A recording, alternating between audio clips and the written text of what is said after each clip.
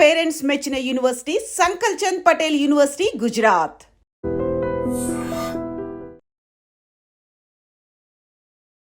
నమస్తే, welcome to I dream. నేను వలి. అసలు దేశంలో ఎలాంటి ఘటనలు జరుగుతున్నాయో, నిజంగా ఈ ఘటనలు జరుగుతున్నటువంటి తీరును చూస్తుంటే భయం వేస్తుందండి. అంటే ఎప్పుడు ఎవరు ఎట్లా మారిపోతారు, ఎంత సైకోగా బిహేవ్ చేస్తారు, ఎంత క్రిమినల్గా బిహేవ్ చేస్తారు అన్నది నిజంగా అర్థం కావట్లా. ఇక్కడ మీకు స్క్రీన్లో కనిపిస్తుంది, ఈ అమ్మాయి పేరు శ్వేత అండి. బెంగళూరులో సాఫ్ట్వేర్ ఇంజనీర్. ఆమె బాయ్ ఫ్రెండ్ కెనెత్ అంటే ఇతని పేరు, ఏపీకి సంబంధించినటువంటి వ్యక్తి. ఇతను కూడా సాఫ్ట్వేర్ ఇంజనీర్. వీళ్ళిద్దరూ ప్రేమించుకుంటున్నారు, సహజీవనం చేస్తున్నారు. అయితే సహజీవనం కరెక్ట్ కాదమ్మా అని తల్లిదండ్రులు అన్న పాపానికి ఈ మహానటి అసలు ఈమె ఏం చేసిందో తెలుసా? అమ్మని, నాన్నని, చెల్లెల్ని, ముగ్గురిని చంపేసింది. అసలు చూడండి, అసలు దేశం ఎటుపోతుందో అర్థం కావట్లా. అంటే ఎంత క్రైమ్ కూడా ఎంత ఘోరంగా మారిపోయిందో చూడండి. కన్న తల్లిదండ్రులని, తోడబుట్టినటువంటి చెల్లెళ్ళు కూడా చంపే కాడికి వచ్చింది. అసలు ఈ కేసుకు సంబంధించిన డీటెయిల్స్ చూస్తే వీళ్ళు తమిళనాడుకు సంబంధించినటువంటి వాళ్ళండి. తండ్రి సోమసుందర్, తల్లి ముద్దులక్ష్మి. ఈ శ్వేతకి ఒక చెల్లెళ్ళు కూడా ఉంది, సుప్రియ. వీళ్ళందరూ కూడా పిల్లల చదువుల నిమిత్తం తమిళనాడు నుంచి బెంగళూరుకు వచ్చారండి. బెంగళూరుకు వచ్చిన తర్వాత అక్కడే ఇంజనీరింగ్ కూడా శ్వేత పూర్తి చేసింది. 2 సంవత్సరాల క్రితం చదువు పూర్తి అయిపోయిన తర్వాత ఒక సాఫ్ట్వేర్ కంపెనీలో, బెంగళూరులోనే ఒక సాఫ్ట్వేర్ కంపెనీలో జాబ్ వచ్చింది. 2 years నుంచి జాబ్ చేస్తుంది. ఆ జాబ్ చేసే దగ్గర వీడు పరిచయం అయిపోయాడు.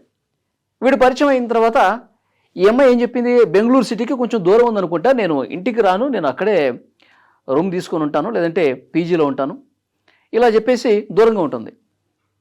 2 సంవత్సరాల నుంచి వీళ్ళిద్దరూ లవ్లో ఉన్నారు. దట్టు సహజీవనం చేస్తూ ఉన్నారు, ఇంట్లో వాళ్ళకి తెలియకుండా. పేరెంట్స్ ఏమో, ఏమో ఏదైనా ఇంపార్టెంట్ వర్క్ ఉన్నా కానీ మేము ఇంటికి పిలిస్తే రావట్లేదు అని చెప్పి క్వశ్చన్ చేయడం స్టార్ట్ చేశారు. సరే, మీరు పిలుస్తూ ఉన్నారు, ఇంపార్టెంట్ కావచ్చు, ఫంక్షన్స్ ఏమైనా ఉంటే కావచ్చు, కానీ నేను రాలేను, నాకు ఇంపార్టెంట్ వర్క్స్ ఉన్నాయి, నాకు ఆఫీస్ అలాట్ చేసినటువంటి వర్క్స్ అని చెప్పి ఏదో ఒకటి చెప్పి దాట వేస్తోంది. సో వీళ్ళకి అనుమానం వచ్చి ఆరా తీస్తే అప్పుడు తెలిసింది, బాయ్ ఫ్రెండ్తో కలిసి ఒక రూమ్లో ఉంటోంది, సహజీవనం చేస్తోంది అని చెప్పి పేరెంట్స్కి తెలిసింది. సోమసుందరం, ముత్తులక్ష్మి తల్లిదండ్రులు కదా, వాళ్ళకి తెలిసింది. చాలాసార్లు చెప్పి చూశారు, ఇది కరెక్ట్ కాదు, ఇది పద్ధతి కాదు, ఒక మంచి అబ్బాయి చూసి మీకు పెళ్లి చేస్తాం, ఈ సహజీవనం ఏంటమ్మా, ఇది అసలు మన భారతీయ సంప్రదాయం కాదని చెప్పి చాలా వరకు చెప్పి చూశారు. ససేమిరా ఒప్పుకోలా, నేను అసలు మీ ఇంటికే రాను, కావాలంటే మీరు ఈ కెనెత్తో ఇచ్చి, బాయ్ ఫ్రెండ్తో ఇచ్చి మీరు పెళ్లి చేయించండి అని చెప్పి అన్నది. దానికి వీళ్ళు ఒప్పుకోలా.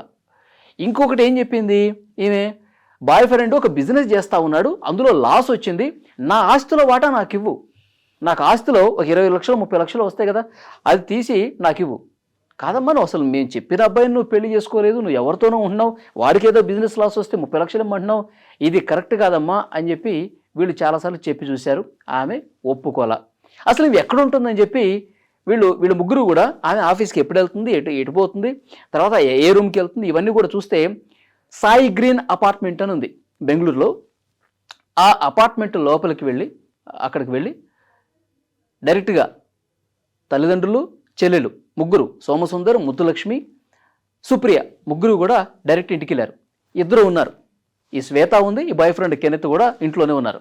డైరెక్ట్గా ముగ్గురు ఇంటికి వెళ్ళిపోయి ఇక గొడవ పెట్టుకోవడం స్టార్ట్ చేశారు. నువ్వు వద్దు, మా మాట విను, నువ్వు రావాల్సిందే, ఈరోజు నిన్ను ఎలాగైనా ఇంటికి తీసుకెళ్లాల్సిందే అని చెప్పి వాళ్ళు బలవంతంగా తీసుకెళ్లే ప్రయత్నం చేశారు.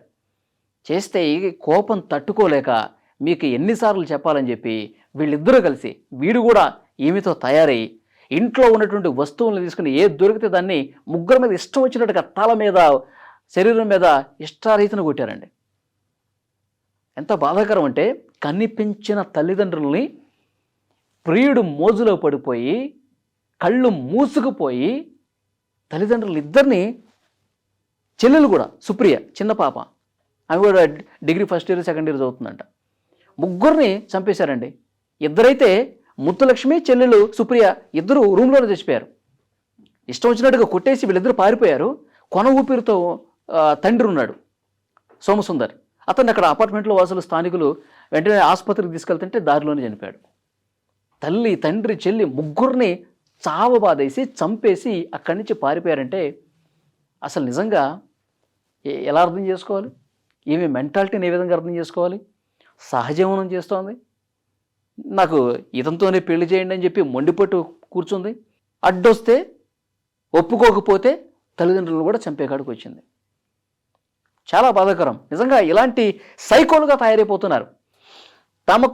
తమకు నచ్చని పని, తమకు ఇష్టం లేని పని ఏదైనా ఉంది అంటే కనుక దానికోసం ఎంతకైనా తెగబడతా ఉన్నారు. తాము అనుకున్నది సాధించడం కోసం ఇవాల్టి యువత, అబ్బాయిలైనా తాము ఏదన్నా అనుకుంటే అది 100% జరిగి తీరాల్సిందే. అది మంచా చెడా, పెద్దవాడు మంచి చెప్తున్నారా చెడు చెప్తున్నారా, దాన్ని ఏది కరెక్టు ఈ బేరీజ్ వేసుకోవటంలా. మేము అనుకున్నది జరగాలి, లేకపోతే చంపేయాలి, ఇదే మైండ్ సెట్ పెట్టుకున్నారు. నిజంగా చాలా బాధ కలుగుతుంది. దేశవ్యాప్తంగా ఈ కేసు సంచలనంగా మారింది. ప్రస్తుతం వీళ్ళని పట్టుకునే పనిలో పోలీసులు ఉన్నారు. ఇలాంటి వాళ్ళకి ఎలాంటి శిక్ష వేస్తే కరెక్ట్ అండి? తల్లిదండ్రులని చంపే వరకు వచ్చారంటే చాలా కఠినంగా శిక్షించాలని చెప్పి వీళ్ళ ఇతర బంధువులు, కుటుంబ సభ్యులు, అక్కడ లోకల్గా ఉన్న వాళ్ళు కూడా చెప్తూ ఉన్నారు. వీళ్ళిద్దరిని ఏం చేయాలి చెప్పండి?